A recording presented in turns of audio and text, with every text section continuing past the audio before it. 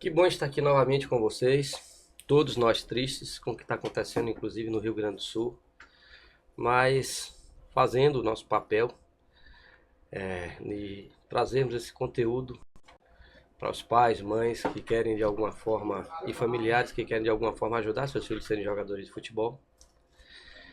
E hoje nós estamos recebendo aqui uma pessoa que vai contribuir bastante, porque tem uma vasta experiência na base.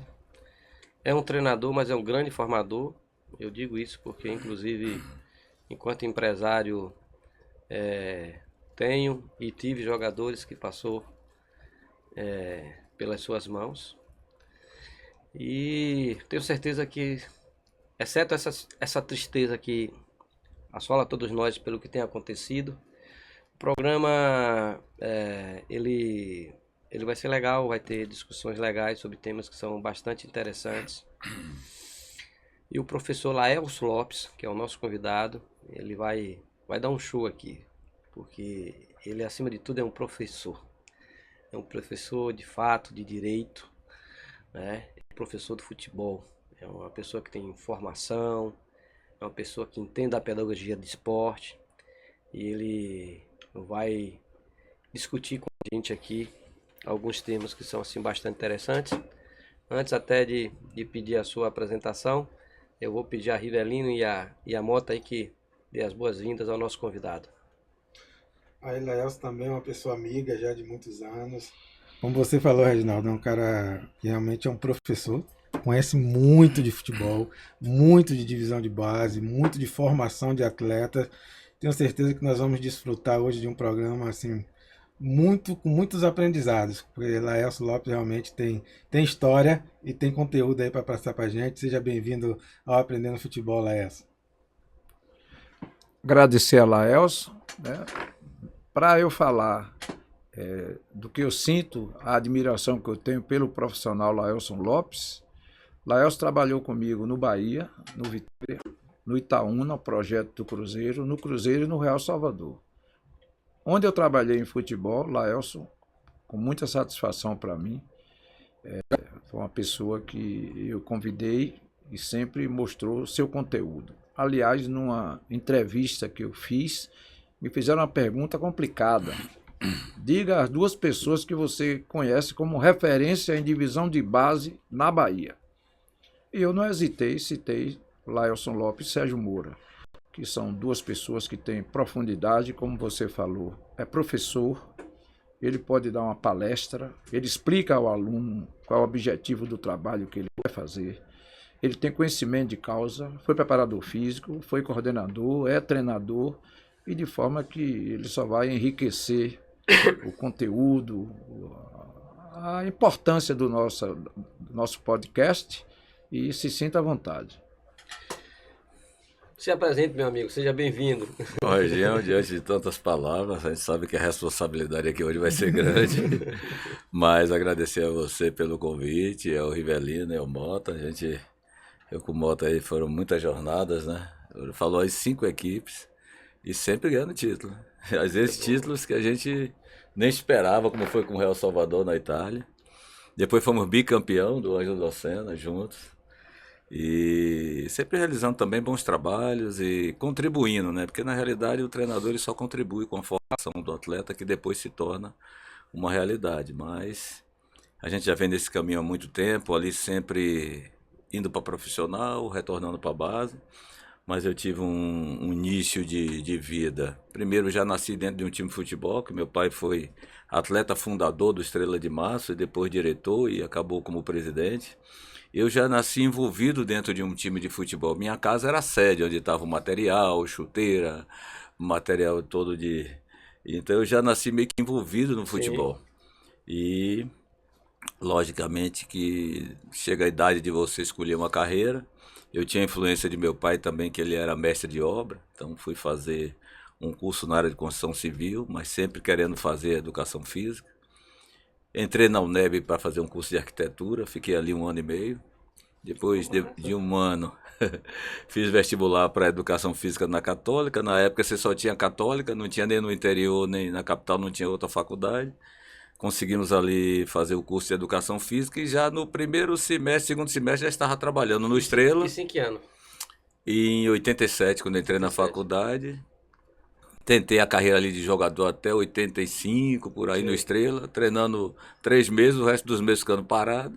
Não tinha futebol para time grande, nem cabeça para time pequeno. Larguei, fui trabalhar, fui estudar. E aí já comecei em 87, já era preparador físico do Botafogo, juntamente com o Mário Augusto. E éramos os dois ali, dividimos a responsabilidade de preparação física.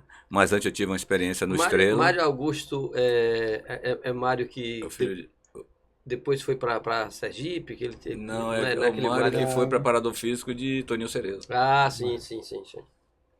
Sobrinho do nosso saudoso Caçulinha, né? Barbosinha. É. Então a gente ali, eu iniciei minha carreira ali, já ainda estudante, já sendo preparador físico. Eu tinha tido uma experiência com Estrela. E Botafogo foram 2 anos, depois concluí o curso.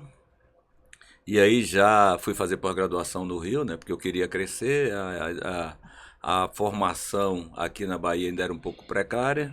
Eu queria conhecimento, eu ficava incomodado com a forma como que o meu segmento no início do futebol, já quando eu comecei para a comissão, foi como preparador físico, e já me incomodava a forma como era feita a preparação física, né? Nós tínhamos uma preparação física muito voltada e preenchida por os treinamentos e os métodos do atletismo. Sim. E voltados para as capacidades condicionantes, força, velocidade, resistência, agilidade, e não tinha quase nada da técnica, da parte tática. Sim. E aquilo, de uma certa forma, me incomodava. Eu não conseguia ver o que os preparadores físicos faziam, alguém fazer 2.000 abdominais depois de um treino. Eu não entendia muito porquê. Mudou muito, né, Lailson? E eu não conseguia ver você correr 10, 12 quilômetros na praia sem fazer um gesto técnico, sem chutar uma bola, sem defender. E aquilo me incomodava. E aí no curso de pós-graduação já pude a oportunidade de conhecer Lanceta, tive a oportunidade de conhecer Zé Mário, que já tinham vindo do mundo árabe, outros treinadores também que deram curso lá. E aquilo já, eu disse, olha, tem um caminho. Quando eu volto do curso, eu falei para minha mulher, eu tenho que morar fora do país. Primeira oportunidade eu vou.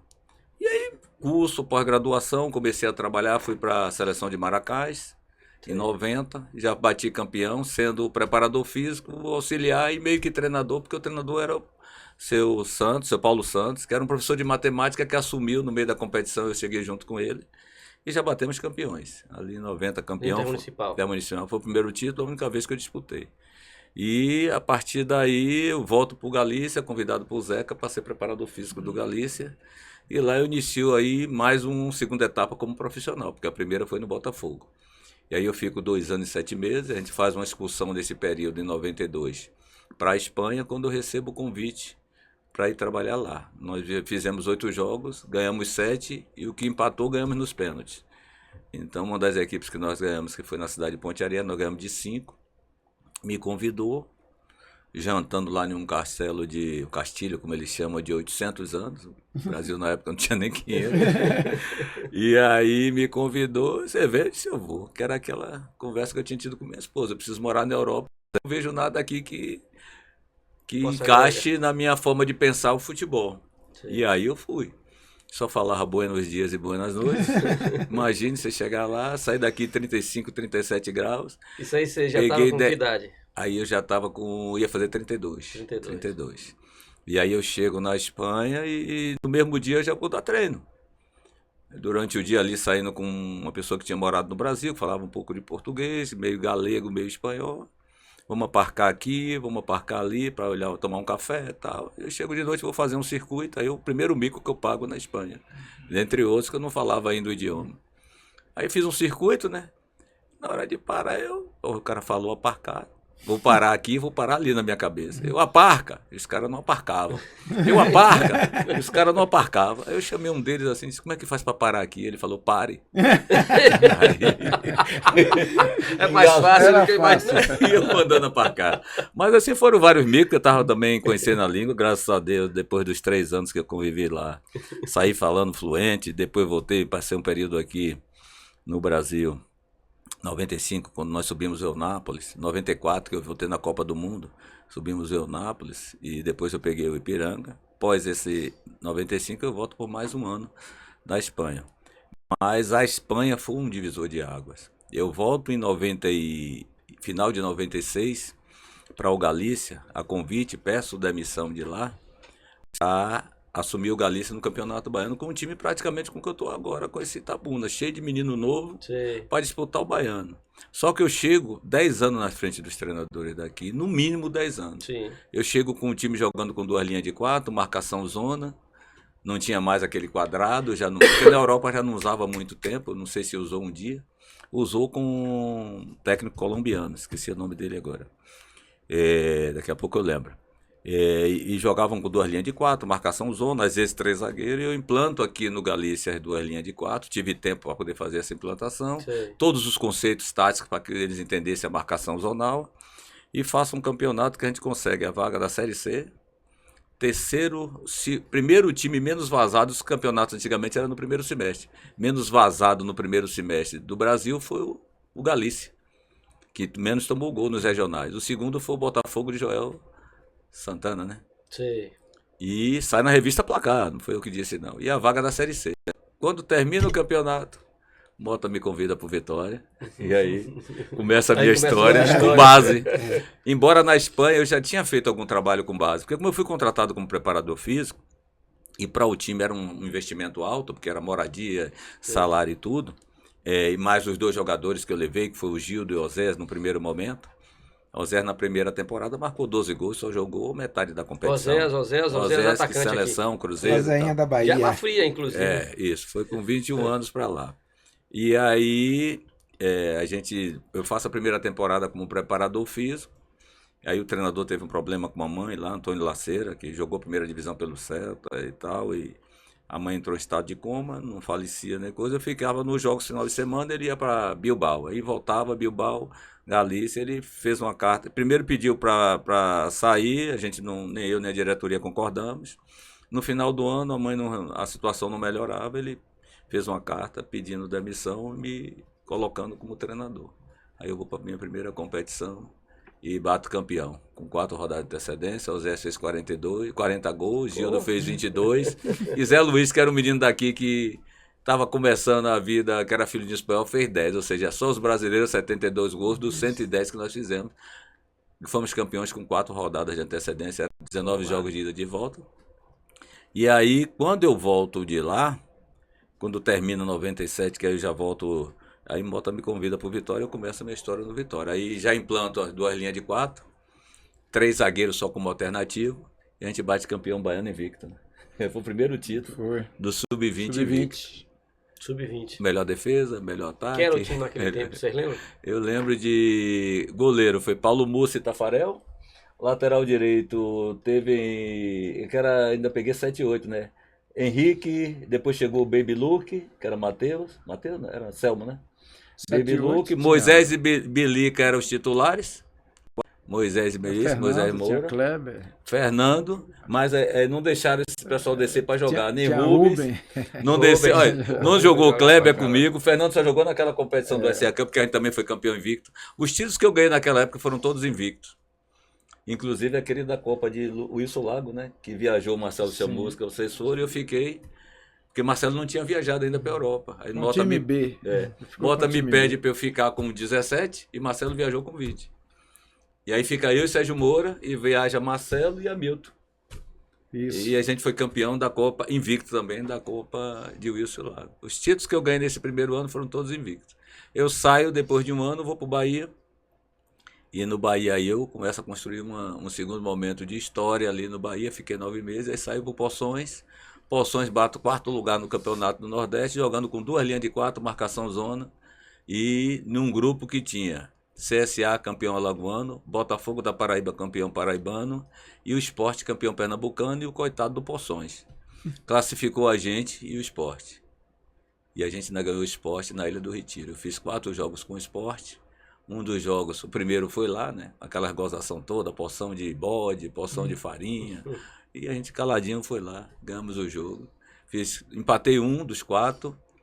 Ganhei 1 e perdi 2, que aí já foi na semifinal, que a gente fez a semifinal com o Sport. E ficamos ali, a gente Sergipe, 3º ou 4º lugar, não me lembro bem agora. no Nordeste, que até então foi a melhor participação de um time interior em Campeonato Nordeste. Depois de muitos anos, Campinense ganha e Asa é vice-campeão. Mas até então, a melhor participação do time interior em Copa do Nordeste foi essa nossa. Já tive várias participações de Copa do Nordeste profissional, algumas de base, mas profissional foram várias. Copa do Brasil também várias, não dá para contar agora. Série C e Série D também não dá para contar agora. Campeão em Alagoas, campeão em Sergipe, campeão em Minas, né? Tivemos título em Minas. No Cruzeiro, no caso, foi um vice-campeonato, mas trabalhei com um time profissional lá também de Itaúna, com base. Campeão na Espanha e tem outros títulos aí também de interior, o Baianinho aqui com Ipitanga. Então, títulos com profissionais, títulos com base, mais ou menos o resumo da minha carreira, mas uma carreira vasta, longa e não dá para falar não tudo. pode, Laelson, deixar de falar do vice-campeonato da Copa São Paulo. Até hoje, a melhor participação de um clube do Nordeste, Norte-Nordeste, na Copa São Paulo, e a Copa BH, que era uma competição top, que rivalizava com a Copa São Paulo, você também se sagrou vice-campeão, né? De forma que isso aí não deixa de ser um título. Claro. Ser vice-campeão de duas competições do Jaez, dessas duas competições. De alto nível. As 3 maiores competições que um VIT disputava no Brasil, eu fiz a final das 3. Copa São Paulo, aí junto com Mota, Copa BH junto com Mota, e o Brasileiro com Carlão lá no Vitória em 2018. Ou seja, final de 20 eu já cheguei em tudo. Né? Eu vou lhe falar de uma situação aqui que aconteceu recentemente. Acho que o Pedrinho estava comigo também. Eu estava almoçando com um jogador que você treina, que a gente representa aqui. Eu sou fãzaço, é um menino que tem um caráter ótimo, muito bom jogador. E daí eu falando com ele, né? Ele na idade juniores, falando, Hugo Santana. Aí falando, Hugo, agora é a hora de fazer o algo a mais. Juniores, você tem que ter alguma coisa diferente, porque tá funilando. E aí ele começou a me falar de o quanto evoluiu através de você. De uma forma assim muito voluntária. Inclusive falando do cabeceio. Que você, na verdade, é um treinador que ainda nos juniores você trabalha essa questão individual no atleta, né? Porque eu até estava falando com ele, né? Falei, Hugo, cara, depois dos treinos, não tenha vergonha de chegar e com o treinador, mesmo que ele fale não, que o auxiliar fale que não, mas tenta, você já tem o certo não. Trabalha a bola parada. É importante você se especializar em alguma coisa, isso, trabalha a finalização, um pouco a mais. Se você quer chegar um pouco mais adiante, você tem que fazer também um pouco mais do que os outros, né? E aí foi quando ele falou, rapaz, esse Laelson, ele é um treinador incrível, porque ele faz esse trabalho legal e eu me sinto assim, mais fortalecido, porque ele trabalha bem essa questão individual. É um professor mesmo que orienta a gente. E aí ele me deu aquela... Tem um adendo que eu queria falar sobre isso. Todo mundo sabe da minha posição particularmente, de que a maioria dos treinadores de base do Brasil treina a equipe, não treina o atleta, né? 2 fatos a registrar. Todo mundo sabe que Ronaldo Fenômeno cabeceava mal. Fazia um gol de cabeça de ano em ano. Imagine se ele cabeceasse bem, né? E eu vi uma homenagem, vi no Instagram, que fizeram, o governo do estado do Rio fez a Evaristo. Pelo que Evaristo foi, jogando na Espanha e no Flamengo, e campeão brasileiro como treinador. E Evaristo revelou uma coisa quando ele foi agradecer, que na vida, de tanto gol que ele fez, só fez 2 gols de cabeça em jogos oficiais, muito pouco. Isso representa que o treinador brasileiro, ele passou por grandes clubes na base, né? E o próprio Ronaldo Fenômeno não trabalha a individualidade do jogador. E Laelson Lopes me contou um caso de Oséias, que Oséias era um jogador que cabeceava mal, mas ele tinha a persistência de trabalhar o cabeceio de Oséias no Galícia. E Oséias no Galícia fez pouco gol de cabeça. Só que quando Oséias foi para o Paraná e jogar no clube de 2ª divisão, o aprendizado dele foi posto em prova. E ele se tornou. Queria que você explicasse, Laelson, mais ou menos como foi essa história de Oséias, que fez tanto gol de cabeça que um dia até ele fez um gol contra. Entendeu? Bonito. Eu gostava tanto de fazer gol de bonito, né? cabeça. Eu tive com ele ano passado. Talvez tava tenha sido o lembrando. gol contra mais bonito que eu vi. Eu tive com ele ano passado, tava ele, pô, professor, era mesmo, porque é tanta coisa na cabeça dele, ele viveu tanta coisa, né?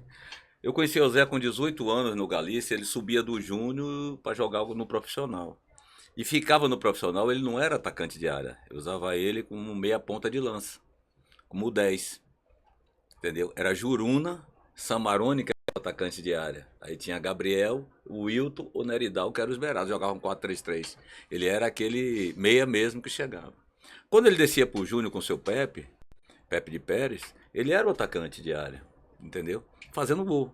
Quando eu levo ele para Espanha, eu coloco ele de atacante de área. Só que no profissional, eu era preparador físico, eu já tinha essa coisa de procurar ajudar o jogador. Mesmo o jogador estando no profissional, e esse trabalho meu que eu faço de aprimorar aspectos técnicos importantes do jogador, não é só na base não, eu faço também no profissional. Eu não tenho como contratar um Romário. Eu não tenho como contratar, eu tenho que melhorar o jogador que eu tenho. Senão eu não consigo performar, né? Eu não consigo performar. Então essa filosofia eu sempre tive. E no Galícia, aí voltando à colocação de Mota, terminava o treino que tirava os erros e o Galícia não tem muito espaço. No fundo do gol, eu lembrei a ele outro dia, ele se lembrou, eu usava o gol pelo lado de trás, para ele treinar o cabeceio, o tempo de bola. O Zé sempre teve uma boa impulsão, sempre foi um cara fisicamente muito equilibrado. Ele era rápido, ele era resistente. O VO2 de Ozé no teste de culpa dava 3.250. Era um VO2 acima de 60, 61 e alguma coisa. Digo porque eu era preparador físico e graças a Deus a memória não me falta. Aí, e eu treinava ali, ele saía do treino, eu cabeceio, para pegar tempo de bola, cabeceio. Quando eu levo ele para a Espanha, ele chega lá com 21 anos, a gente começou, no frio, a necessidade de você manter o corpo dava uma fome e começamos a engordar. Aí eu disse, rapaz, a gente vai ter que treinar 2 turnos. Aí eu levava Gil, Dozé, Zé Luiz, e eu ia também, né? Eu também tinha que fazer, que eu estava engordando também. E eu fazia só trabalho técnico de fundamento. E para o Zé era o cabeceio, que era o que ele tinha de maior deficiência. Velho, um dia você vai ter que fazer de cabeça, vão te cobrar isso. Você com a sua posição, e tome-lhe treino. O Zé fez 40 gols nessa temporada que eu falei. Ele não fez um gol de cabeça. E não batia pênalti, que ele também não batia pênalti. O único pênalti que ele foi bater num jogo que a gente fez amistoso, Sul de Galícia contra o Norte de Portugal, ele perdeu.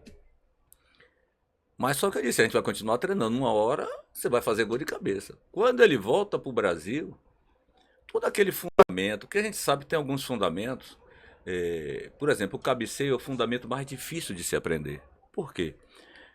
Pega um menino, bola pesada, bola molhada, dói. Ele já tomou uma bolada, já fica com um gestual que encolhe o pescoço. Hoje já tem aquela pesquisa dos Estados Unidos que foi tirada do futebol americano dos traumas que causa no cérebro. Eu digo, mas dá pra gente treinar na base o cabeceio com bola de borracha? Como se fazia antes. Com bola de vôlei que é leve. Com a bola 0,4. Com a mão, só para ele pegar o gestual. Lá na frente, quando ele já tiver com a formação dele feita, ele pode treinar o cabeceio, mas o gestual já foi aprendido lá. Então deixa para se aprender o gestual de cabeceio muito tarde, é o mais difícil do menino assimilar. E o Osés tinha esse problema, como o Ronaldo que ele falou teve e outros jogadores que teve. Porque ao ter medo, ou não ter alguém que direcionasse, porque as bolas eram muito pesadas, evitava-se o treinamento de cabeceio. E aí eu, insistentemente com o Osés lá na Espanha, toda terça e toda quinta, 2 turnos, e era só fundamento técnico. Não era só o cabeceio não, tinha outras coisas. Mas assim, o que eu queria melhorar nele era isso. Quando ele volta para o Brasil, ele se torna um dos maiores artilheiros e cabeceadores do Brasil. Sim. Ou seja, aquele trabalho que lá quando ele tinha 18 anos, aos 24, 25, deu efeito. Falta paciência. E Mota sabe disso, falta paciência. E conhecimento. Dos treinadores e conhecimento, para gerar treinamento. Nós criamos lá no Bahia, não foi, Mota? Os treinamentos, aí ele fez mais um treinador que foi Espiga, que começou ali engateando, eu como coordenador orientando. Espiga hoje lançou o livro de treinamento de zagueiro. Ele já tinha no Real Salvador o Léo Ronald, que fazia o treinamento de zagueiro, inclusive a tese de TCC do curso de educação foi em cima de treinamento de zagueiro, junto com mais Lívia e um outro menino que fizeram com ele no grupo. A tese dele foi essa. Hamilton Break também treina, é especialista em treinar Especialista em zagueiros. treinamento. Mota fez Que tá no alguns Palmeiras. especialistas, viu? Mandou Pereira, acho que foi Pereira tomar curso de coifa. Pereira é um especialista em coifa, que é um dos métodos mais eficazes para treinamento de base Pereira, e iniciação. quem? Lúcio, né? Lúcio. Lúcio, né? Um abraço pra Lúcio aqui. Lúcio Mas é amigo as nosso. ideias dele provocou que alguns, e ele é provocador que alguns profissionais se especializassem. Então eu já chego com esse conceito e por essa vivência. Só que eu cheguei na Espanha, para você ter uma ideia, eu trabalhei cadetes, que são os infantis daqui, juveniles e os maiores, que eram os adultos. Os meninos, eu ia assistir o jogo, eu era preparador físico e fazia a parte técnica deles, eles matavam a bola no peito assim, quase com uma manchete. Eu disse, mas por que não marcam mão não, é? E era jogo oficial, matava a bola no peito com uma manchete. Eu disse, mas por que é assim? Porque não ensinaram. Como é que eles brincavam? A gente aqui faz o bobinho ou faz um futsal, um futebol de salão. Eles brincavam dando chutão com a bola antes de começar o treino. Com o fio, eu disse, por que ele não faz um salão? Por que os meninos não... Eu comecei a botar trabalho técnico, relaxamento na hora do contato, primeiro com parado, depois saltando. Os meninos pararam de usar a manchete para dominar a bola, isso lá na Espanha. Eu ainda tenho um outro caso que envolve base também, porque é uma filosofia. Cada um tem uma filosofia. Eu vi João Paulo no programa aqui, o que ele fala é certo também. Essa questão do chão, que se tirou dos meninos aquela experiência motora que você teve no interior, que eu morei muito tempo no interior, que você teve, que Mota teve ainda aqui em Salvador, que não tem mais os campos. Sobrou o Tejo, um ou outro, e agora estão botando grama sintética, mas deixa quieto. Aí depois a gente fala em grama sintética. E não tem mais aquela experiência motora de você jogar descalço, Sim. de tirar o tampo do pé ali na rua, de estar subindo a calçada e descer, de usar a parede como tabela. E a gente aprendia a jogar. Não tinha escolinha na minha época. Não tinha escolinha. E eu, quando vou para a Espanha, eu passava para ir para o treino, estou vendo os meninos, uma bola Nike, a outra Adidas, a outra era Joma, a outra Kelme, cada uma bola melhor do que a outra. E tume na parede, chutando, não brincava com outra. Por que esse menino não para uma bola e brinca com uma só? Não, porque eu tenho minha bola, você não quer a minha, eu não quero a sua.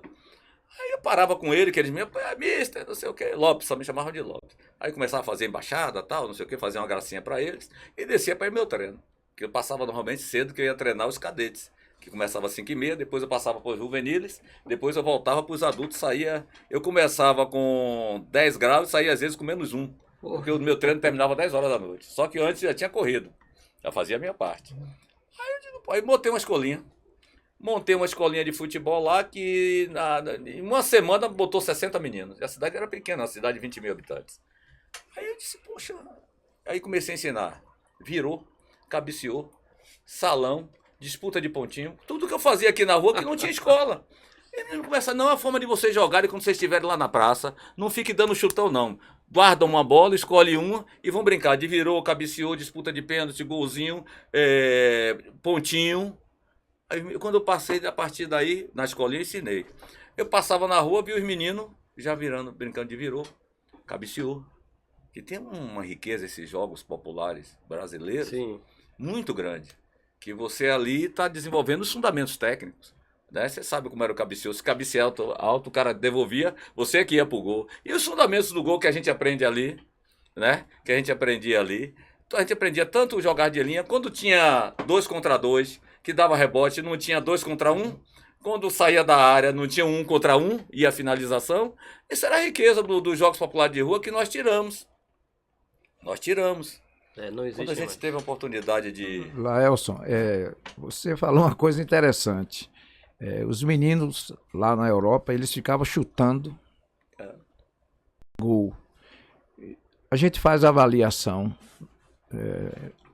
No Jacuipense eu faço avaliação toda segunda-feira à tarde. Quando a gente anota os dados de um time, o outro fica aguardando e vice-versa. E aí a gente dá uma bola.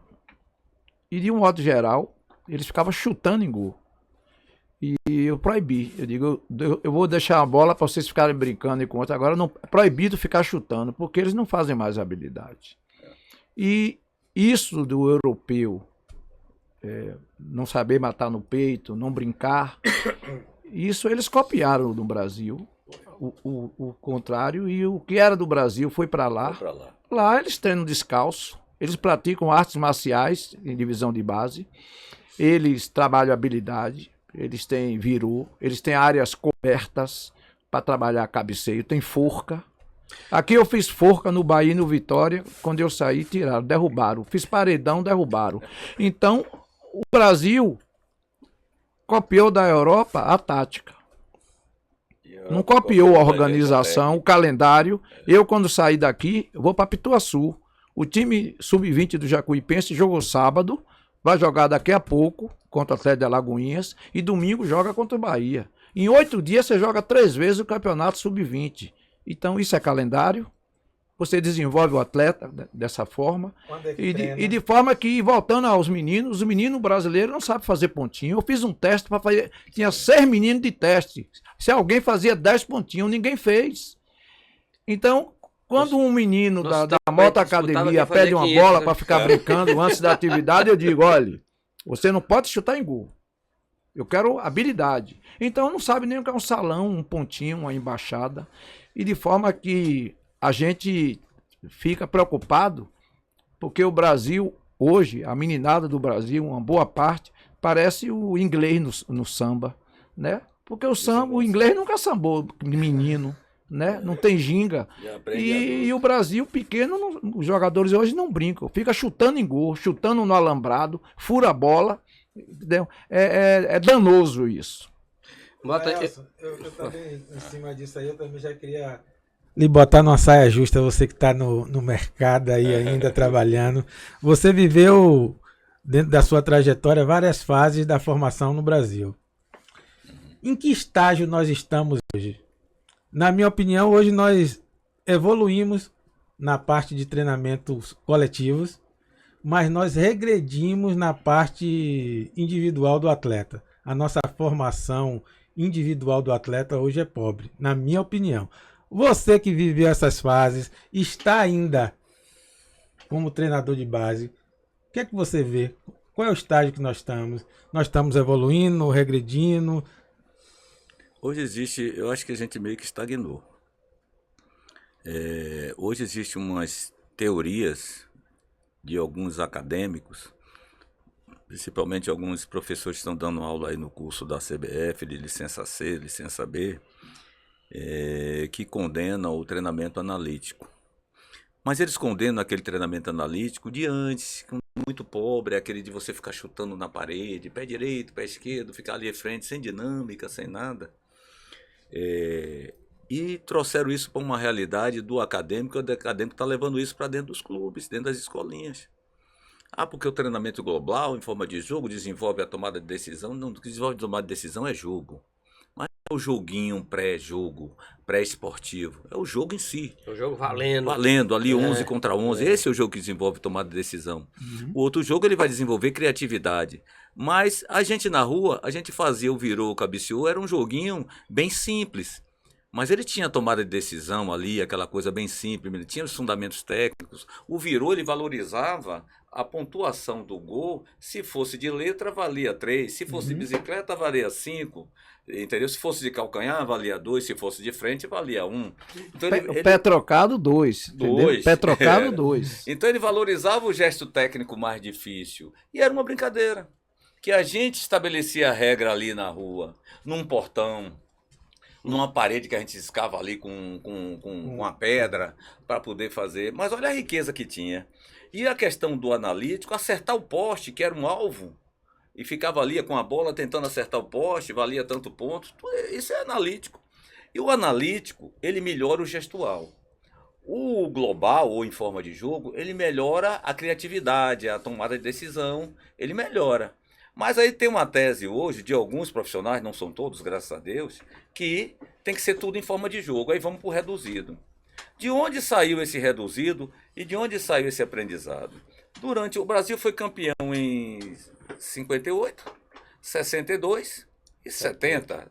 As outras 2002 para cá e 94 para cá já eram outra coisa. O que é que o pessoal fazia? Quando o Barcelona começou com o tic-tac, o que é que o pessoal fazia? Vendia o carro e ia para lá para poder entender o que era aquilo, não era isso? Todo mundo correu para Barcelona para ver Guardiola treinar.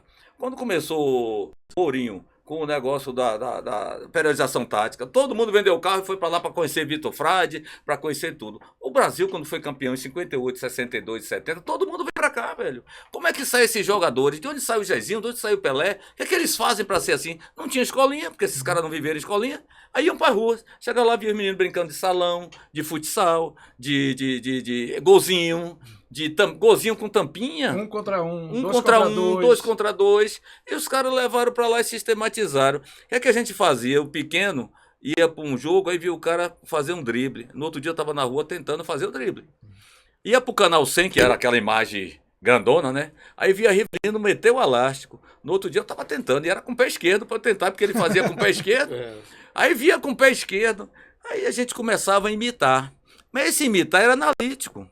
Agora a gente tinha um jogo, tinha o 2 contra 2, tinha as coisas. Existem vários métodos hoje, o Coiva é um dele, que é um método interessantíssimo para quem está fazendo iniciação, principalmente ali nos primeiros momentos, até 11, 12 anos. Mas o jogo faz parte. Você tem que ter a parte analítica da aula e a parte global da aula. Sempre define com o jogo, sempre. Porque a criança, o que leva a criança à escola é o jogo. Lógico que você vai melhorar a parte técnica. Então o jogo ele tem que fazer parte de toda a aula. Eu não posso fazer de forma analítica. Eu não condeno nenhum método. Eu acho que a gente tem que usar o método na medida certa. O analítico, o global, que é em forma de jogo. O integral também, que já envolve a parte física. Tudo isso a gente tem que usar na medida certa. Agora tem que saber fazer. Tem que ter know-how. Não adianta eu querer fazer à toa. Então existe hoje algumas teses, voltando à sua pergunta, que está prejudicando principalmente na base. Porque só querem fazer rondo. Aí chega um jogador que os empresários ou o próprio observador do clube vai lá olhar numa competição e vê o cara jogando. Aí na hora que vem pra cá, bota o cara pra fazer rondo. É um jogo, mas é um jogo reduzido. Não dá pra eu ver o cara driblar em velocidade. Não dá pra eu ver o cara fazer um passe curto e um passe longo. Porque é Mudou o tudo ambiente curto. totalmente, é outro cenário. Aí o menino, se ele tem habilidade de futsal, se ele teve origem de futsal, ele se sai bem ali, porque é pouco espaço e tal. Mas o cara que só jogou o campo, ele fica perdido. Aí eu reprovo o menino. Aí eu posso estar reprovando um Liedson, que eu vi em um único jogo e aprovei. Depois ele levei para o Poções, profissionalizei. Porque eu levei ele para o coletivo. Foi lá em Valença. Em Valença. Eu estava no Galícia quando eu voltei da Espanha e a prefeitura comprou 2 jogos. Aí eu fui para lá. Cheguei lá, pedi Edmundo, que era casado com minha prima, me arruma 3 jogadores para completar aí, que eu vou sexta-feira o jogo é do meu, preciso fazer um coletivo. Terminou o coletivo, eu chamei esse garoto aí, velho. Chamei o diretor, eu quero levar esse garoto, ele tinha 19 anos. Ah, não. Ele trabalha no mercadinho aqui, tem que dar o salário. Ele ganhava um salário mínimo. Aí eu falei com o diretor, não, a gente não tem condição de pagar. Ele não tinha de pagar um salário mínimo para jogador júnior, que ele tinha 19 anos. Liedes ficou aí, 20, 21, aos 22 foi artilheiro do Intermunicipal. Sim. Aí todo mundo foi em cima. Aí Edmundo, não, quem vai levar é Laelso, que eu fui também para a final. Laelso que viu primeiro. Aí eu levei para Poções, profissionalizei. Ele já no primeiro campeonato. Naquele jogo que eu falei, ganha do Sport de Recife, com Poções. Ele entra no segundo tempo, faz a diferença. No Baiano, ganha de um jogo do Vitória, ele que faz a jogada. Ele entrava faltando 5, 10 minutos, porque estava se adaptando ao profissionalismo, porque ele ficou muito tempo no amadorismo. E todos esses jogadores, desde essa época, eu trabalhava cabeceio, finalização, com pé direito, todas as ações próximas da área. Porque eu não tenho como ter o cara já... O Liedson depois vira o Liedson, mas na época que ele chegou na minha mão, que eu vi ele com 19 anos, era isso tudo. Então eu tinha que trabalhar para que ele fosse. Só que ele já pegou uma fase minha, que eu trabalhava com espaços reduzidos, mas eu fazia. Eu nunca abri mão de um coletivo ou de ver um jogo para definir um atleta. Eu preciso ver o cara jogando, porque o que traz ele ao clube é o jogo. É o jogo. E normalmente quando chega, eu falo para ele, obrigado por ter dado preferência a gente. Entendeu? Porque eu não sei o que é que vai sair dali. A recepção, né? Entendeu? É importante. A recepção, faça o que você faz, você é de onde? Aí eu sou de Irará. O que você faz lá no campinho da sua cidade, do seu sítiozinho ali? Faça a mesma coisa aqui. Se você chuta, chute. Se você dribla, dribla. Se tiver uma falta, você gosta de bater, vai, pega e bata. Porque é a forma de você apresentar. Em um jogo de 90 minutos, você tem uma ideia, uma partida de 90 minutos, se você toda vez que o atleta, qualquer atleta, pegar na bola, você soltar o cronômetro, quando ele lá passar a bola, essa coisa, vai dar 1 minuto e meio, 2. Como é que em 20 minutos, pode até ser um coletivo ou em um rondo, eu vou avaliar um goleiro. Se bem que no Honda ele pega mais na bola, mas ele não faz lançamento longo, não faz perto, não tem a velocidade. Não tem como avaliar. Às vezes o que eu trouxe o cara ali foi a velocidade e o drible de velocidade. Como é que eu vou ver drible de velocidade em um Honda? Aí já matou o cara. Uhum. Esse Júnior Santos, que é da Bahia, que é um cara que dribla em velocidade, que tem força, como eu vou ver aquilo no Honda? Eu ia reprovar Júnior Santos. Deu para entender como é a situação? Então, o que traz o jogador ao clube é o jogo. E é pelo jogo que eu tenho a aprovar ou reprovar. O Júnior Santos, nós até já falamos isso aqui. É conterrâneo de Rivelino, e Rivelino levou ainda amador para uma peneira. Lá em Amélia Rodrigues, a pedido de Sandro, que é um empresário amigo nosso. Um abraço para Sandro. Ele, em parceria com a gente, foi quem levou o William Santana para o Japão, né? E ele estava com o Yusuke aqui, né, no Brasil. O Yusuke é um parceiro japonês e pediu pra gente fazer, ia passar aqui pela Bahia, pediu pra gente fazer alguma coisa. Aí nós fizemos um jogo lá em Amélia Rodrigues que chama Rincon. Rincon montou um time lá de feira e nós fizemos um catado. Mas nesse dia ele não foi bem, não foi, Ivan? Não foi. O campo tava ruim, não foi. Passado o tempo, 2 anos, acho que ele no Fortaleza, Sandro liga pra mim da área VIP do aeroporto. Reginaldo, cara, eu tô aqui com o Júnior, a gente tá levando ele pro Japão agora. Ele tá me falando que participou daquela peneira aí no interior, quando eu passei na Bahia. Falei, pô, você não participou sim, cara, participou. Mas naquele dia não foi o dia dele, mas ainda bem que ele foi muito bem. Então, isso acontece muito, isso, né? Acontece muito, e até o menino, quando às vezes chega, bota a testemunha disso, que ele já passou por mim. O menino chega e no clube, ele, por algum motivo, ambientação, Sim.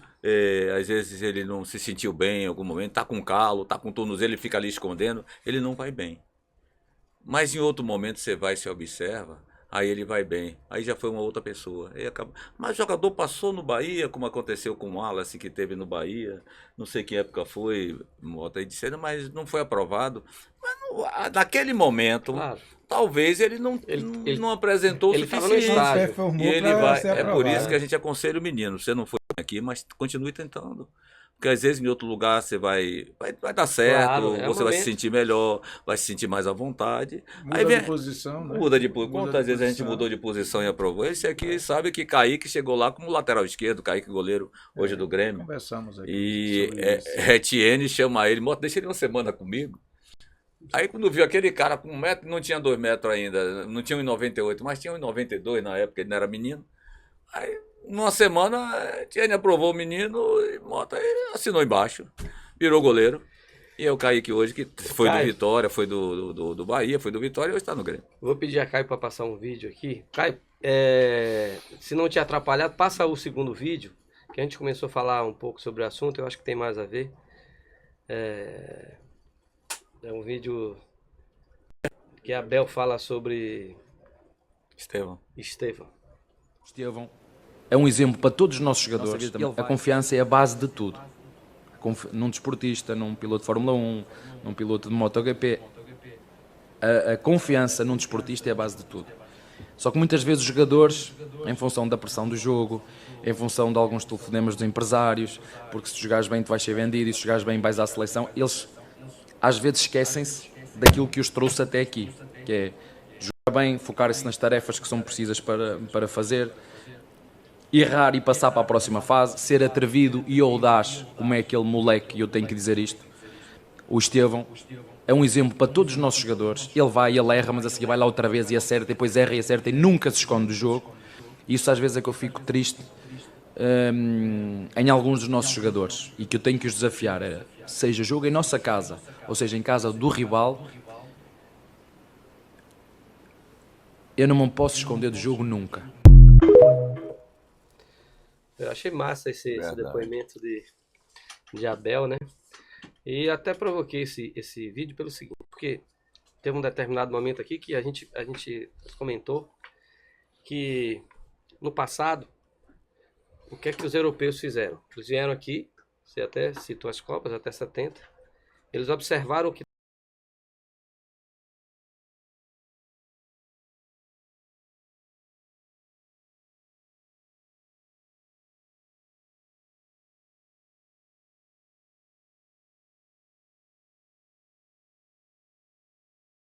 fica mais fácil, fica É. mais gostoso, né? E eles sintetizaram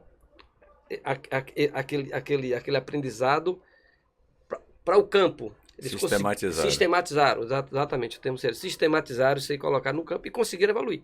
Hoje, o que a gente tem visto, Mota, é que na Europa tem muito mais jogador técnico do que antes. É. Era muito difícil você ver um jogador técnico na Europa. Hoje isso é comum, você está vendo jogadores assim, sabe? A Espanha, nem tanto que a Espanha sempre teve alguma coisa, França, não é isso mesmo? Mas, no geral, países, inclusive asiáticos, hoje tem jogadores que a gente vê no Japão, coreanos, entendeu? Que tem uma técnica maravilhosa. Então, isso foi fruto de uma observação feita aqui no Brasil, né? Que sempre fomos vistos como os jogadores no mundo com mais habilidade, né? Que eles conseguiram sistematizar e colocar nesse campo. Para o nosso azar, só um pouquinho, Mota. Para o nosso azar, o que é que aconteceu? De uma forma involuntária, por várias questões, nós perdemos esses cenários. Perdemos os cenários que fazia com que os nossos jogadores aprendessem brincando, que era justamente o jogo de rua. E nós não sistematizamos, não criamos uma outra alternativa para que esse desenvolvimento acontecesse. E o que eu vejo, quando o Rivelino até te perguntou, eu acho que foi a sua opinião, mas eu acho que você foi bem tradicional e foi educado, você falou que nós estagnamos. Eu acho o seguinte, Riva, a minha opinião, tu não perguntou para mim, na realidade, a gente tem regredido. Não, tem regredido porque, na verdade, sem querer, e isso passou em branco, sabe? Porque, lamentavelmente, a nossa estrutura de organização do futebol, ela não é algo eficiente. Não conseguiu enxergar isso, ou se conseguiu, não reagiu. Entendeu? Porque o que o europeu fez isso lá, naquele tempo, nós deveríamos ter feito aqui também. Se nós não temos mais rua, então, agora temos campo, então vamos ter que trazer isso aqui. O acadêmico tem que trazer isso aqui e botar dentro de campo, sabe? E faltou isso, e por conta disso a gente regrediu. E quando eu falo de Estevão, eu quero parabenizar aqui João Paulo, e fico muito feliz, assim, enquanto aprendendo futebol aqui com essa equipe, porque nós participamos desse movimento, Laelson, sabe? É o mesmo, e veja em João Paulo como se fosse um representante dessa bandeira de resgate do futebol brasileiro. O último dos moicanos. É o último dos moicanos e está conseguindo, entendeu? Produzir um Estevão, um Hendrick. O que esse menino está jogando, o que esse Estevão joga, é a nata do futebol brasileiro. É inevitável, esse menino é um diferencial no mundo. Pelo que Abel falou, não teve, na verdade, Ginaldo, não teve, só vou lhe interromper um pouco. Não, não teve um treinador, Mota, que chegasse para ele e falasse assim, solta a bola, solta a bola, solta a bola. Não teve ninguém cronometrando quanto tempo ele tinha que tocar a bola, entendeu? E aí deu Estevão, isso aconteceu. E o Brasil tem que agradecer a João Paulo Sampaio, deve agradecer ao Palmeiras, que acreditou em João Paulo. Não estamos falando de uma pessoa especificamente, sabe, Laelson? Mas, na verdade, dessa atitude que nós temos que fazer esse movimento. Porque o futebol brasileiro é isso. Eu fiquei feliz quando eu vi esse menino jogando. Já tinha visto na base, entendeu? Mas sempre aquela dúvida, será que ele vai conseguir performar também no profissional? E o menino rabiscou, foi pra dentro, teve coragem, tudo que Abel falou. E o que vai fazer dele um grande jogador mundial. Me desculpe pela... Não, é oportuno, é sobre isso. João Paulo, quando ele criou o campo de terra no Palmeiras, ele botou um aviso, proibido treinador entrar. Pode entrar formador. O Laelson falou uma coisa que em determinada época, os mais novos não sabem disso, não tinha escolinha. Não tinha escola de educação física, aqui tinha a católica. Então não tinha professor, entre aspas, certo? Hoje é uma das coisas que os treinadores de base mais falam, reclamam o atleta, foi isso que treinamos, Quer dizer, isso é uma demonstração de que o jogador não pode ter criatividade. Tem que fazer conforme o treinamento do jogador. E é uma realidade, não é nenhuma coisa novidade não, de que o europeu copiou a nossa plástica, a nossa habilidade. Isso é uma coisa normal. O europeu não fracionava o futebol. O europeu não trabalhava 4 contra 4, não rolava futebol. O futebol era 11 contra 11, igual um jogo de xadrez, que se você tiver faltando peça, você não joga. Então, eles ficaram surpresos de ver 1 contra 1, 2 contra 2. No tempo de Pelé, criança, tinha treinador? Não. O treinador era a rua. Então, o resumo, nós temos que fazer a rua nos treinamentos. Nós temos que dar ao jogador criatividade, habilidade, e não ficar repetindo. Essa frase é corriqueira nos jogos. Foi isso que treinamos. Você fez conforme o treino, isso é para mostrar que o treinador quer valorizar que treina. Não, é para mostrar que o treinador está corrompendo a característica individual do jogador. Está tirando a habilidade, a criatividade, a malandragem, porque contraria. E de forma que o jogador tem que marcar, tem. Mas tem que marcar mais gol do que marcar o adversário. Então, extremos invertidos, 4-3-3, rígido, ortodoxo. 4-3-3 no Real Madrid. É fácil, né? É fácil. Muita flexibilidade. É o gol de Vinícius Júnior, uma plástica. O próprio gol de Ratão no Bahia, uma plástica. Aí você tira um elemento, um jogador que faz um lançamento daquele. Nós precisamos, não é nenhum daquele, não é 2. Às vezes 10. bota um corredor que não pensa, que faz como o Antony na Europa, que faz um gol em um ano. Quantos jogadores de talento saíram para poder Antony jogar? Invertido. Entendeu? Então, isso, Laelso, e eu gostaria que você desse sua opinião, porque Hendrick, eu vi um comentarista dizer que é dos anos 90. Entendeu? Estevão. O Hendrick não, Estevão. O Hendrick é o jogador moderno. Os dois são frutos desse excelente trabalho que João Paulo faz. Mas quando o João Paulo fala que treinador não entra, ele está generalizando uma preocupação de que jogadores habilidosos, crianças, podem ser corrompidos, entendeu? Podem ser corrompidos pelo desejo tático do seu treinador, dos seus treinadores da base. Por isso é uma preocupação. E eu soube que João Paulo teve um cuidado muito grande com Estevão, no sentido de que desse a ele sempre liberdade técnica, tática, para ele jogar o que ele bem entendesse. E, apesar que ele é canhoto e joga mais no lado direito, entendeu? Eu não gosto disso, mas o Estevão pode fazer. Messi pode fazer. Porém, é que muito cabeça de bagre quer jogar invertido e se não tem repertório para isso. Então, em cima desse vídeo, de toda essa polêmica nossa, Léo, eu queria que você desse sua opinião, entendeu? E o que é que você acha exatamente dessa rigidez de futebol, que futebol de base no Brasil hoje tá feio ver certos jogos. É muito passe longo, é muito lançamento. O segundo terço, não existe. Hoje é o mais, não está existindo. É a ligação direta. Nem gasta grama. Entendeu? Se você perder e o único lugar que tem posse de bola é ficar trocando passe que foi com os zagueiros. O jogador da seleção de 70 que falou que se Gerson tivesse jogando hoje, ele teria que ser goleiro, porque hoje é o goleiro que lança. E, na verdade, para dar mais elemento a Laelso, eu assisti um podcast de Diego Rivas, com Felipe Luiz. E eles comentando com a chegada de Jorge Jesus no Flamengo. Jorge Jesus reuniu o elenco, falou aqui, ó. Até aqui eu vou organizar para vocês chegarem. Isso é o meu papel, o meu trabalho como treinador. É organizar vocês e chegarem até aqui. Agora, no último terço, aqui é vocês. Aqui quem vai resolver, para mim, é vocês. Então, é isso que os treinadores têm que entender. Tem que organizar, tem que dar elementos ao jogador para chegar até aqui, mas tem no último terço, onde se resolve, tem que dar criatividade, tem que deixar o jogador ter a criatividade, que aí é a nossa identidade. Esse jogador Estevão é o Brasil, é o futebol brasileiro. Então os treinadores não têm entendido isso. Eles, como você falou, Mota, eles querem ser a estrela. O protagonista. Aí fica difícil. O protagonista do jogo vai ser sempre o jogador, isso não tenho dúvida.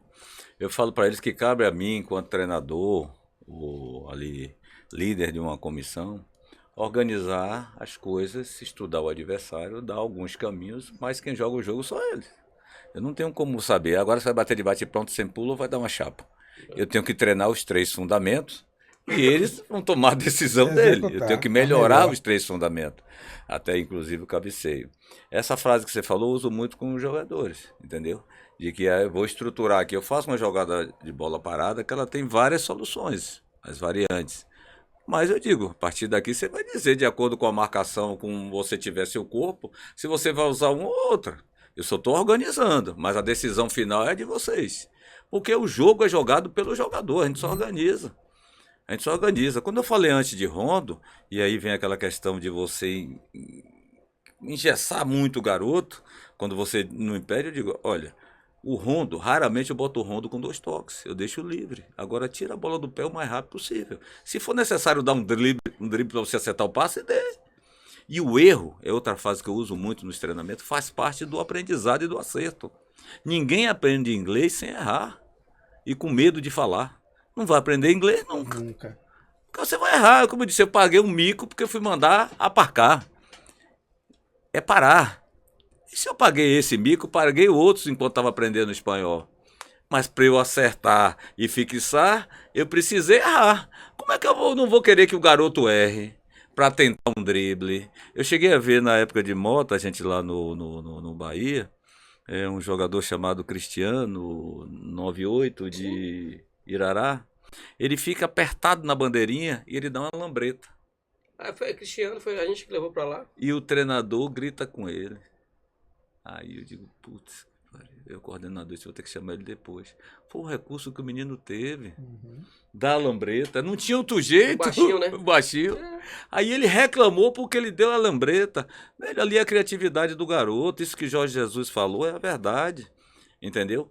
Até um determinado momento do jogo, o treinador ele organiza a partir dali. O jogador tem que ter o entendimento, a criatividade, se ele vai bater de chapa, se ele vai dar uma cavadinha, se ele vai dar um drible antes. É o recurso que ele tem, é o que eu digo sempre. Os jogadores chegaram lá agora nesse projeto de Itabuna, eu digo, ó, eu não conheço a maioria de vocês, os do Júnior eu já conheço, eles sabem que eu dou liberdade, entendeu? Eu vou organizar tudo, mas vocês têm que trazer seu histórico de vivência, de experiência para agregar e ajudar os moleques aí, velho. Entendeu? Coisas positivas pode trazer, pode botar. Porque vocês não vêm para cá sem bagagem nenhuma. Os meninos que tem aqui já tem uma bagagem, mas vou precisar da bagagem de vocês, os mais experientes, os nascidos em 2001, 2002, 2003, que os moleques lá são tudo 05, são os mais novos, entendeu? Então vocês têm que trazer a experiência de vocês e agregar tudo que é feito aqui. E a partir daí a gente começa a ter uma equipe competitiva. Porque são muitos garotos ali envolvidos numa competição de profissional, com jogadores de 30, 33 ou mais anos lá, como a gente está vendo aí na Série D, é praticamente ali a última etapa da carreira de muitos jogadores. Sim. A malandragem, tudo, e esses moleques eles estão vivenciando isso agora. E eu dou liberdade a eles. Se tiver que dar uma bicicleta, não dê uma não, dê 2. Entendeu? Porque isso faz parte do futebol e você tem que dar. Aí vem a questão de Abel, quando ele falou confiança. De tentar. Tinha um jogador no Vitória chamado David, que foi vendido para a Ucrânia, acabou, sim, teve a guerra, voltou, estava no Juventude, eu acho que está no Curitiba. David, ele nunca se escondeu, mas perdia gol, que era uma beleza. Eu lembro, perdia gol. Aí eu virei para ele e disse, David, na hora que você tem uma coisa boa, você nunca se esconde da jogada. Na hora que você começar, eu treinava, viu? Finalização, de chapa, de bate-pronto, de sem pulo e tal. Na hora que você começar a acertar o gol, você vai virar jogador de verdade. E ele foi vendido. Ele começou a fazer gol. Jogou até de atacante de área, que ele era uberado, jogava mais do lado esquerdo. Porque ele nunca se escondeu. Nunca teve medo de pedir a bola. Nunca teve medo de chutar e errar e tentar de novo. E tentar de novo e tentar de novo. É basicamente o que o Abel está falando aí, velho. Você não pode, você tem que dar confiança ao jogador. Entender que aquele jogador ele está errando. A questão de Oséias, ele não fez dos 40, ele não fez nenhum de cabeça. Quando ele voltou, ele foi o maior cabeceador. Nós tínhamos um jogador lá no Itaúna chamado Nadigol, tá lembrado? Nadigol não fez um gol nem no arco-íris lá. Eu disse, Nadson, não para de treinar, velho. E aí treinar a finalização, lembra naquele Júnior? Nadigol aí não fica não sobe pro profissional e vai para um time São Carlense. Elimina o Bahia e o Vitória com o gol dele. Daí ele vai para o Palmeiras, vai para o Santos e fica no Palmeiras B E virou artilheiro, jogou no... Teve uma carreira, eu não sei, deve estar jogando, que ele é 8-9. É outro Nadigol, né? É outro Nadigol, não é aquele de Serrinha, não. Sei. Nádio não fazia um gol nem no Arthur e era Nadigol. Mas ele começou a fazer gol, jogou no Paraná Clube, jogou no CRB, jogou no CSA. Na rodada. É, o Nádio, daqui de Tinga. Nadson de Tinga. E ele não fazia um gol. Vou fazer uma pergunta lá, Elcio. Essa semana um observador disse que ia me trazer um zagueiro para fazer avaliação, um zagueiro 2008. Aí ele me perguntou, Mota, você que vai analisar? Eu digo, no treino de segunda sou eu que vou olhar ele. Aí ele me perguntou, o que é que um observador, um treinador, vai observar no zagueiro? Claro que eu respondi, eu não ia esperar ter o podcast para... Lógico que eu respondi. Mas eu gostaria de ver, Laelcio, que tem um dado aqui, o Vitória na base tinha uma daga, Fábio Bilica e Moisés. Jogaram 11 bavis, esses dois. Em 8 não tomaram gol, entendeu? Eram 2 zagueiros excepcionais e que desenvolveram. Hoje Moisés é treinador em Portugal. Esses 2 zagueiros, eles foram alvos do treinamento. Eles foram trabalhados no varejo, não no atacado, entendeu? E eles trabalhavam e se tornaram ambidestros. Treinamento de ficar com o pé trocado, dando um passe longo e treinando. E uma boa parte da carreira deles foram seus discípulos. Então eu queria aproveitar, já que a gente versa muito sobre base, sobre avaliação, de você dizer, vai um zagueiro fazer teste com você, o que é que você observa nesse zagueiro para você decidir se ele vai ser aprovado ou não? A questão da biotipologia é importante. Também não precisa ser mais um cara de 1,90 m, porque a gente não tem nem mais esses atacantes de 1,90 m. Antigamente, zagueiro tinha que ter 1,90 m, 1,90 m. Se tiver e for um cara técnico, tudo rápido, bem. Né? Mas um cara até com 1,85 m, 84 m, consegue jogar em alto nível hoje, tranquilo. Veja Marquinhos, veja Thiago Silva aí, que não são nenhum gigantes e consegue jogar em alto nível. Ele tem que ser rápido, né?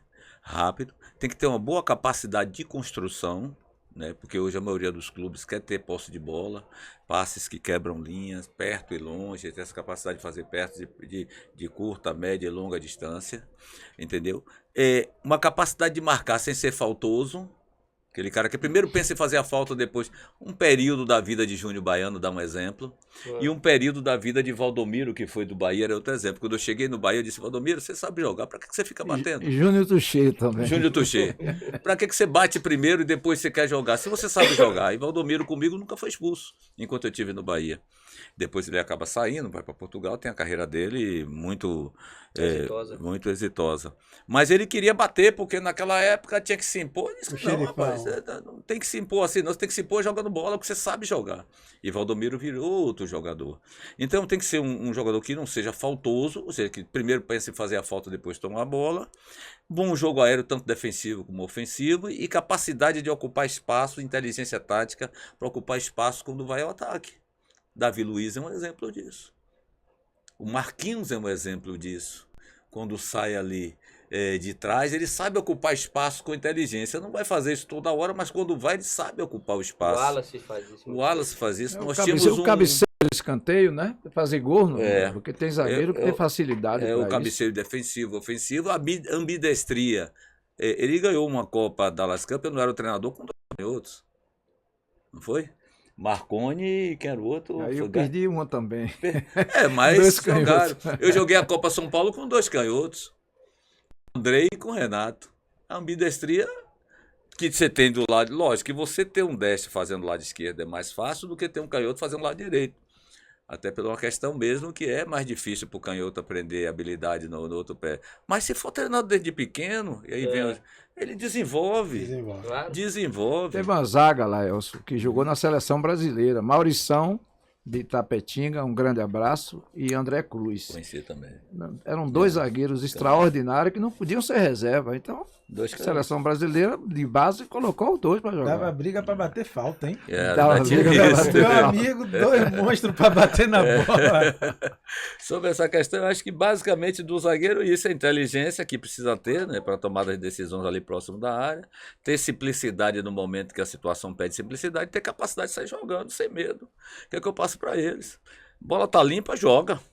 Não tem que estar dando chutão antes de tentar jogar. Primeiro tenta jogar, depois se não der, aí que você vai pensar em fazer alguma coisa diferente. Então, basicamente isso.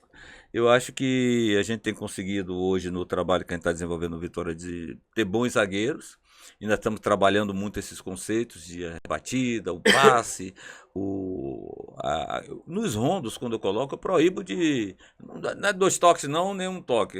Você fica livre. Agora, escolha o momento de você. Quer dizer, você precisa driblar, entendeu? Bota o rondo mais reduzido, maior. Hoje mesmo eu fiz um coletivo, a gente jogou domingo.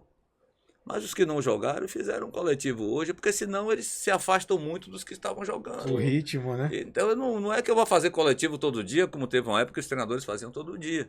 E eu, quando eu fui para o futebol como treinador, passei por um problema que era meio discriminado, porque eu chegava nos clubes e era aquele treinador modo antigo que eu ia substituir. O cara fazia quarta e sexta, era o clássico, mas fazia terça e quinta, o coletivo também, entendeu? Aí todo dia era coletivo. E o pessoal de lá entendia, não, agora ele está fazendo um treinamento de verdade porque ele está fazendo um coletivo. Entendeu? Então fazia os trabalhos táticos, que às vezes não era nem rondo, mas fazia para posicionar a defesa, o trabalho específico dos zagueiros, a coordenação daquela L4 que a gente chama que é a última linha. A gente tem que fazer um trabalho de coordenação, trabalhar por setores, né? Defesa, meio de campo, ataque e compondo ali a forma de jogar, tanto no aspecto tático como no aspecto técnico individual. A gente fica procurando harmonizar o tempo todo, até o rondo, ele tem que ter uma ciência. Normalmente eu boto os 2 zagueiros tem que ficar juntos, os laterais e os zagueiros ficam juntos, que eu já vou criando ali um entrosamento.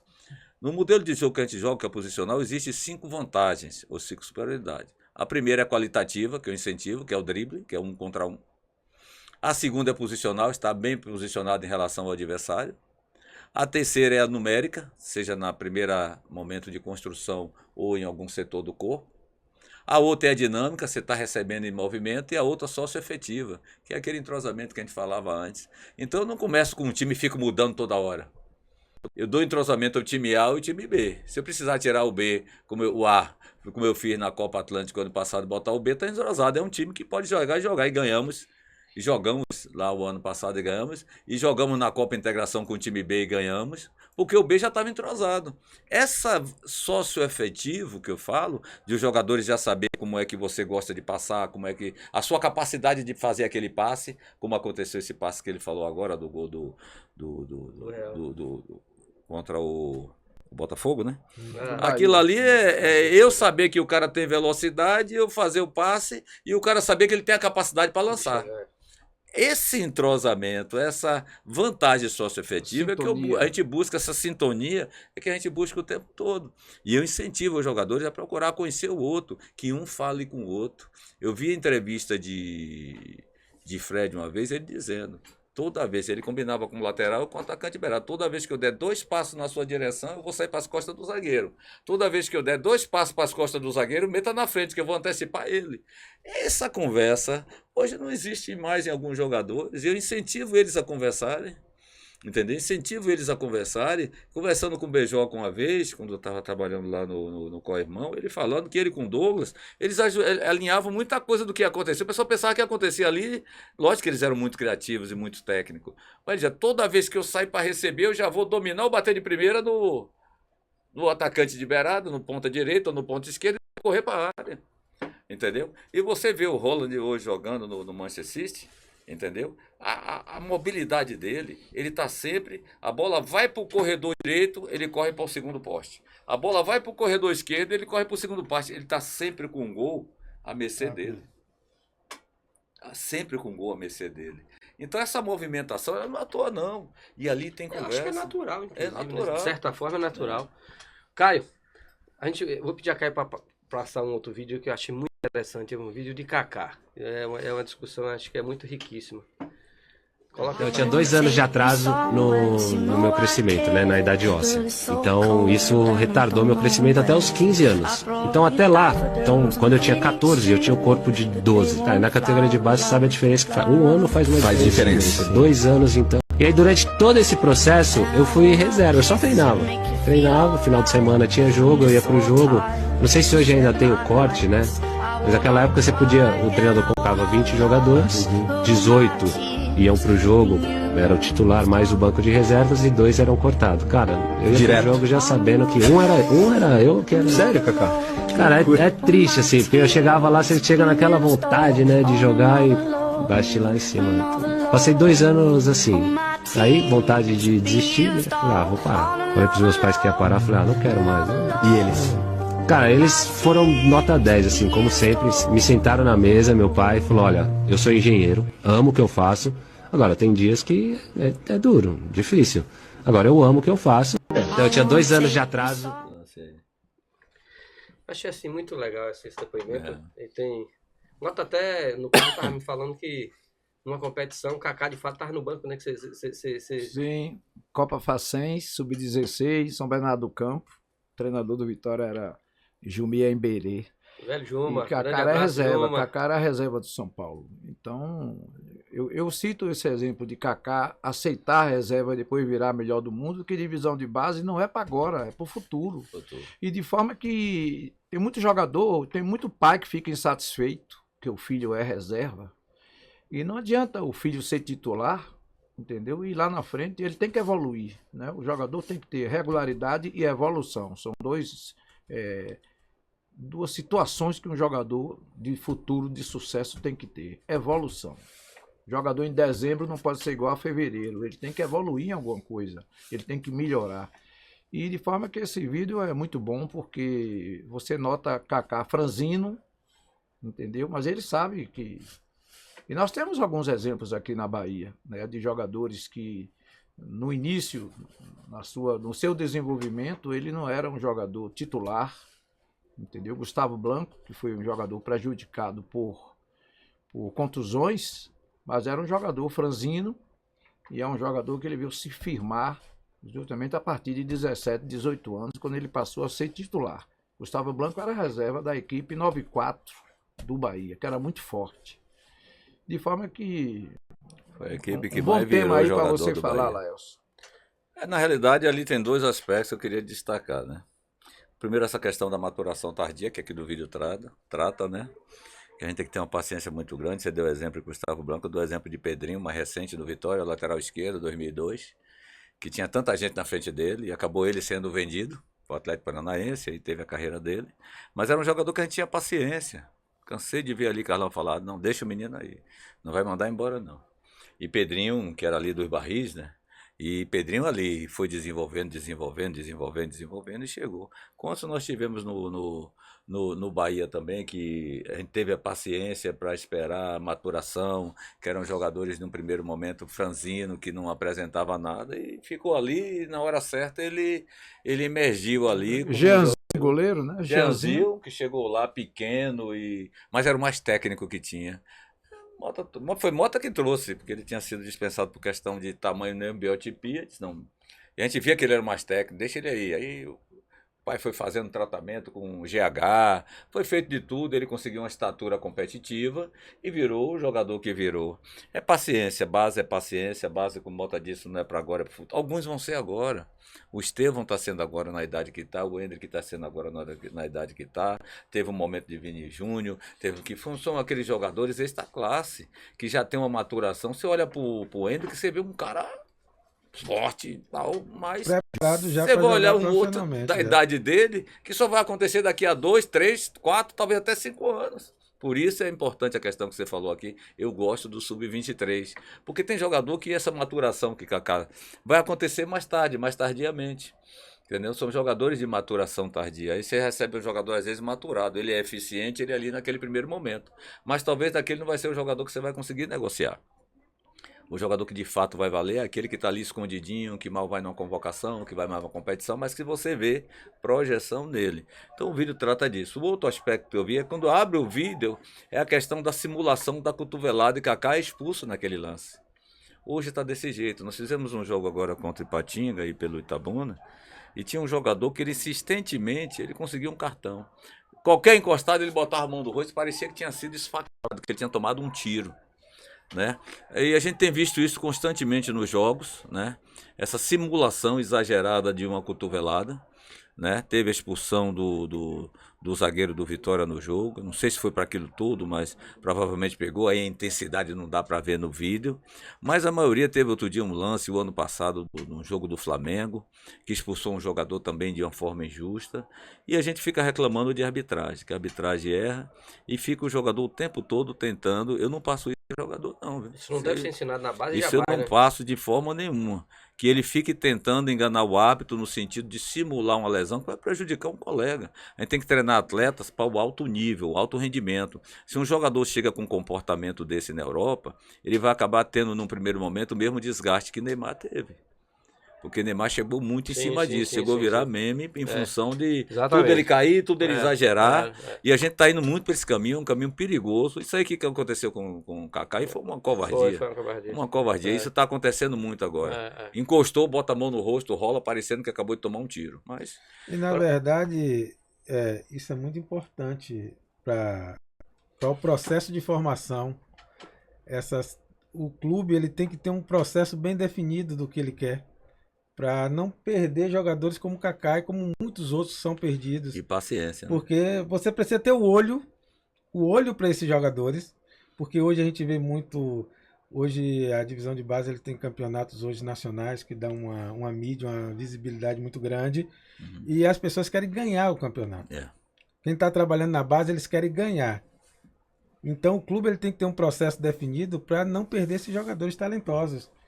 Que como você falou, às vezes você tem um Estevão, ele já tem velocidade, ele não é forte, mas ele consegue sustentar a jogada, tecnicamente é diferenciado já, mas você tem outros que vão precisar de um tempo maior, entendeu? E a maioria dos clubes eles não tem essa paciência, não tem essa visão, não consegue detectar esses atletas, e aí eles, por isso, perdem esses jogadores vão estourar em outro lugar, entendeu? E não tem uma definição de processo.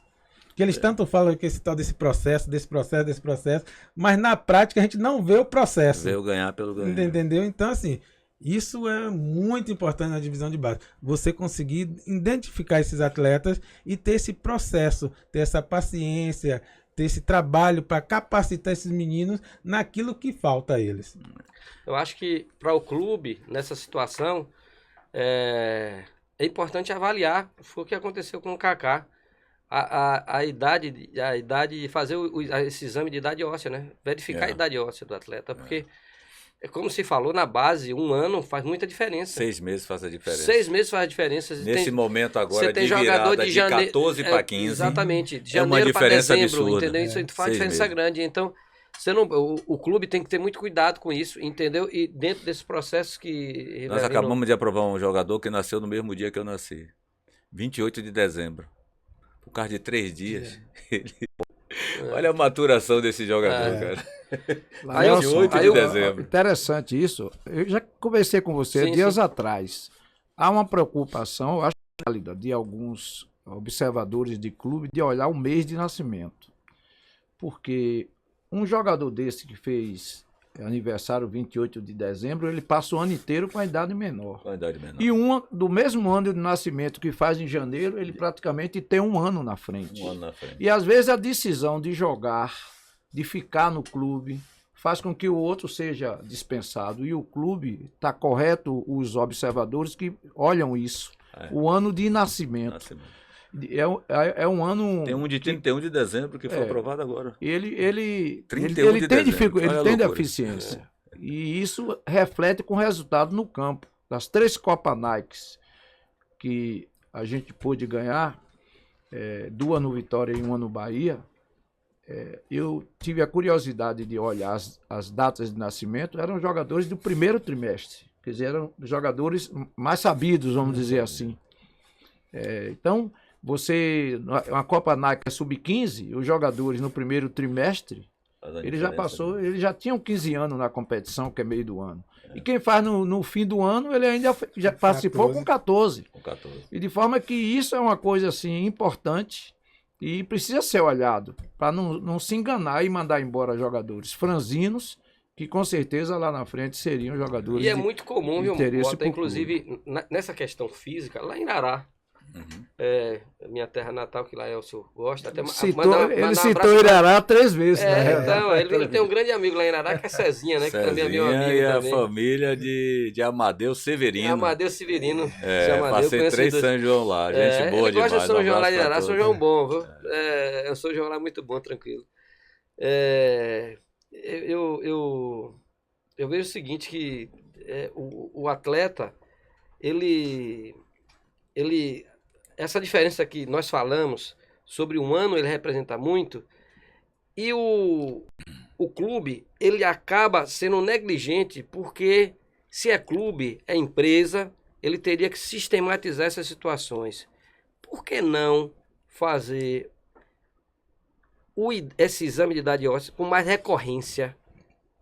Raro clube utiliza esse artifício, raríssimo. Verdade. Aí fica dependendo Do empresário. ou então Ou do do pai. Pai. Então daqui fica a dica para você que é pai. Primeiro, não fique triste se seu garoto não está tendo ainda espaço no clube. Segundo, não passe intranquilidade para o seu filho. Ao contrário, você tem que ampará-lo. Você tem que dar força para ele. Se ele tem uma boa técnica, né? Se ele tem já o perfil para ser jogador, mas ele não consegue, a exemplo do vídeo que nós passamos de Kaká, não consegue ser titular, não quer dizer que ele não vai ser jogador. Pode ser que esteja acontecendo essa situação. Ele esteja com a maturação atrasada.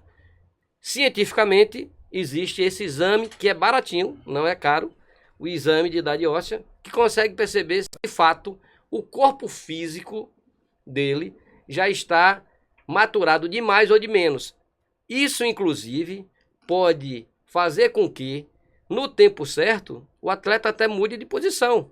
Não vai crescer tanto, seria um zagueiro, passa a ser agora um volante. Ou um lateral. Ou um lateral. Então, essa análise, já que o clube erroneamente não faz, cabe ao empresário e à família fazer. Eu estou falando isso porque, inclusive, isso está acontecendo conosco agora. Tem um atleta que ele tem 1,84 m. 1,84 m, que no seu entendimento passaria tranquilo. Mas, lamentavelmente, se você chegar um jogador 2008 num clube, na maioria dos clubes com 1,84 m, ele já é visto com uma certa desconfiança. A maioria vê porque o futebol na base é muito competido, você perde por pouca coisa. Aquele que é um pouquinho maior, ele já vai levar vantagem, porque se imagina que ele vai ser rápido tão quanto o outro, que é mais baixo. Então, ele já leva uma certa desvantagem, né? E eu estava falando com o pai dele, vamos fazer o exame de idade óssea para a gente verificar o quanto ele pode crescer, porque tem atleta, Laelson, você mais do que eu, né, que é a sua formação, tem atleta que ele bate ali 1,82 m com 15 anos e não vai crescer 1 centímetro mais. Não cresce. Nós tivemos uma situação aqui. Gamarra tinha 1,82 m. Pujol, 1,78 m. 78, 79. 79. Mas são exceções. Você falou de Marquinhos, entendeu? E outros. Agora, na verdade, no final das contas, são exceções. E no profissional existe até a paciência em relação a isso. Mas na base, onde a competição é muito mais acirrada, a disputa por uma vaga, entendeu? Isso muitas vezes atrapalha, sabe? Isso atrapalha. Eu estava falando de Irará, nós tínhamos, Cezinha tinha um time, tinha 2 meninos que jogavam no time dele. Marquinhos e Darlan. Darlan, acho que foi até ser jogador. Volante, negão. Foi. Forte. O Marquinho, que Rivelino conhece, inclusive. Marquinho. Irmão. É o irmão. Da... Marquinho, ele era mirradinho. Era mirradinho. Meu amigo. Aí Darlan conseguiu vir pro Vitória. Veja só, Marquinho 90, Darlan 94. Meu velho, de uma hora pra outra, esse Marquinho me deu uma esticada com 17 anos, mano. O moleque é grande pra caralho. Você tá entendendo? Isso é muito comum, isso é muito comum. Kaique, que foi pro vários Real jogadores Salvador, são Vitória perdidos por dispensou, conta depois disso. comprou, não foi, Mota? E ficou Kaique grandão era o nome também. dele? Era Kaique? Aquele volante? 8,7. Então, isso Kaique 87. Vitória dispensou, foi pro Real Salvador, Ele deu os tirão, Vitória comprou de volta. Isso acontece muito, entendeu? Então, o clube tem que ter cuidado em relação a isso, né? Eu acho que tem que pensar em ganhar um campeonato, sem dúvida nenhuma. Mas tem que pensar na verdade, salvar os jogadores, tem que ver o que é necessário, imaginar que essas situações podem acontecer. E já que o clube não faz isso, que o empresário, que o próprio pai se preocupe. Mas, acima de tudo, que tente passar tranquilidade para seu filho. É algo extremamente importante. Quando o atleta ele não está dando certo, não está jogando, o primeiro culpado é o treinador. O treinador não gosta de mim, o treinador... Isso não é verdade. O treinador, ele quer um jogador que ganhe o jogo para ele, então ele é o melhor. E o treinador está treinando seu filho todos os dias. Ele conhece seu filho dentro de campo melhor do que você, melhor do que o empresário. Então, mais do que ninguém, ele tem todos os elementos. Então, confie no que o treinador... Não estou querendo ganhar aqui ponto com o Laelso, não, que é treinador. Mas a realidade é essa, entendeu? E tenha paciência. Não adianta passar essa ansiedade para seu filho. Ao contrário, o exemplo de Kaká, é importante ter paciência. O que foi que Kaká falou naquele vídeo? Ele agradece muito ao pai pelo equilíbrio que teve. Citou, inclusive, ele como engenheiro, ele citou que também, em qualquer outra modalidade esportiva ou qualquer outra profissão, é necessário você ter paciência, porque vai ter alguns sabores, vão ter alguns sacrifícios. Infelizmente, os garotos não têm paciência e, infelizmente, muitos pais não têm essa paciência e, infelizmente, também os empresários também não têm. Eu vejo muita ansiedade nos pais. Quando eu falo os pais, estou envolvendo que alguns são filhos de mãe solo. Sim. No sentido de a solução da família. E está jogando essa pressão para cima das crianças. E muitos estão perdendo o prazer de jogar. Porque está sobre as costas dele toda a solução, essa ansiedade de querer que o menino jogue para se tornar logo um jogador. Quanto mais surgem jogadores jovens como o Hendrick e Estevão, mais ansiosos ficam os pais. Porque eles começam a cobrar dos meninos mais cedo ainda. E tudo tem seu tempo. A gente falou aqui de maturação tardia, maturação precoce, falamos de paciência. Todas essas palavras foram ditas aqui. Você está sendo enfático agora na questão da paciência. Cada caso é um caso. Nós não vamos ter Hendrick toda hora, não vamos ter Estevão toda hora. Nós vamos ter mais Kaká do que Hendrick e Estevão. Mais Kaká do que Neymar. Mais Kaká do que Vinícius Júnior. Entendeu? Que são os precoces. E o Kaká é tardio. Mas todos vão chegar em um nível igual, no seu tempo e no seu momento. Então é muito importante esse recado, principalmente que é um podcast que é feito para esse nicho de pessoas que tem garotos em base, que estão querendo que os garotos joguem futebol, que garotos que estão nesse momento de construção de uma carreira. Essa paciência com maturação, esse cuidado com o psicológico, de não jogar uma carga muito grande. Eu sei que tem garotos que estão ganhando ajuda de custo hoje, que eles que sustentam a família. Sim. Isso é uma pressão muito grande. Eu já vi pais, e Mota viveu isso com a gente lá no Bahia, que Mota conseguiu emprego, ele disse, não, o dinheiro do meu filho dá para nós dois. Ele não queria se empregar. Tá lembrado, né? O filho tá jogando na Europa, 94, não vou falar o nome não. E teve outro que saiu do emprego, filho 96, né? Saiu do emprego, ele era vigilante, pediu demissão para ser pai de jogador. E ficou tudo nas costas do menino e do empresário. Acabou o gás, ligava para o empresário. A luz para pagar, ligava para o empresário. E acabou que o menino não virou, chegou aí depois para o Vitória, e foi convocado para a Seleção Brasileira de Infantil, e acabou, porque a pressão da família se voltou toda para o garoto. Então tem que ter muito cuidado com esse aspecto de não jogar carga grande, emocional, de não jogar carga de ser arrimo da família para um garoto de 13, 14, 15 anos, para não botar essa pressão desnecessária, porque acaba o menino perdendo o prazer de jogar futebol, e o futebol que era um prazer para ele vira um sofrimento. Que ele olha para trás e diz, eu tenho que dar certo, porque está todo mundo aqui esperando que eu dê certo. Isso já joga uma pressão a mais, além do ambiente ali, que ele tem que estar disputando posição, agradando a treinador, agradando coisa, para não pode dar errado, aquela coisa. Eu vi vários se perderem em função dessa pressão exagerada. Perfeito, você colocou. Isso é muito comum, né? A gente já tem um tempão de bola aí, a gente já tem vários cases dessa situação. Situações, inclusive, que o o jogador fica depressivo, em algumas situações vai para cachaça, em algumas situações, porque antes era a grande referência e num determinado momento já não é mais. Então, existem vários problemas aí nesse entorno. Bem, pessoal, a gente está chegando aí ao nosso tempo, né? Agradecer a Laelson aqui por essa participação, brilhante sua participação, a gente não esperava menos. Você sempre foi uma pessoa assim, muito educada, muito receptiva. Desejo que você tenha sucesso aí na sua carreira, nessa etapa agora aí com Itabuna, né? Que na verdade é o Juniores do Vitória que tá participando. Achei massa esse projeto, acho interessante. Torcer para que dê tudo certo. E aqui nós estamos aqui de portas abertas. Certamente mais adiante vamos trazer alguns colegas seus também para participar aqui com a gente. E vá para São João lá em Irará, viu? Farei o possível. Farei o possível. Antes de despedir de Laelson, queria mandar um abraço aí para Fernando da Record. Me mandou uma mensagem esses dias também. Está sempre nos assistindo aí. Fernando, que é promotor de uma das grandes competições de base do Brasil. Então, Fernandão, esperamos a sua participação aqui com a gente, viu? Grande abraço. E Laelson, eu já sabia que ia ser um podcast de muitos fundamentos do futebol de base, porque Laelson realmente é um professor. Obrigado, Laelson, pela participação, por nos dar essa moral. E aprendemos muito com você hoje. Grande abraço. Obrigado. Obrigado, Laelson. Não tenha dúvida, Rivelino, você falou certo. A nossa expectativa era de que realmente fosse um podcast com muito conteúdo, né? Abrangendo diversas situações. E Laelson, um profissional assim completo, porque ele participou, entendeu?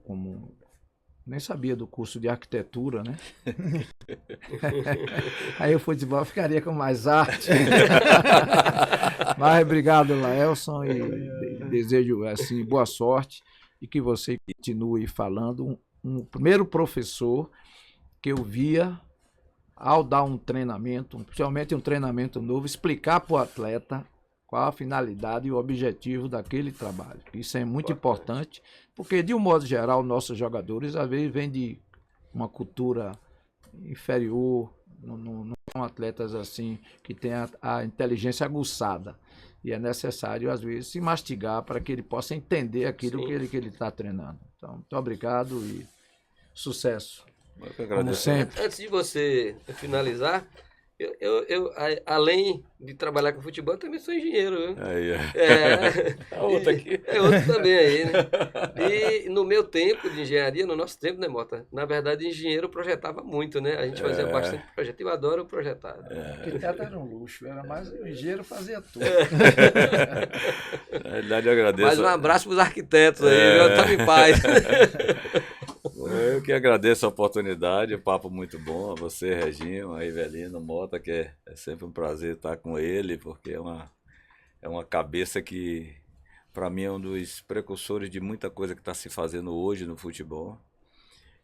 Muita gente boa que está hoje no futebol, e agradeço a ter tido essa convivência com ele.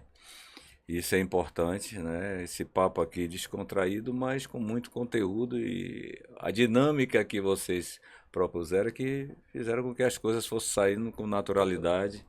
Isso que é mais importante, a gente passar as nossas verdades, as nossas vivências, aquilo que a gente viu, observou e viveu, que é o que, na realidade, é o que está acontecendo de fato, e é sempre bom falar de futebol.